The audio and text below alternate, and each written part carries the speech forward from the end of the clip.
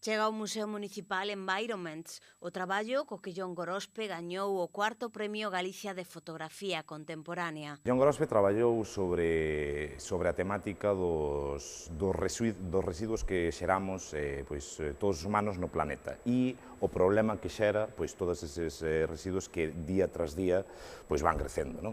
E entón traballa desde unha perspectiva máis cercana, que é o lixo nas nosas casas, hasta unha perspectiva máis lonxana, digamos, cando o lixo está nos vertedoiros. O traballo de Jon Gorospe achega unha singular revisión sobre a relación da sociedade cos residuos que se producen no planeta, partindo dunha realidade indiscutible.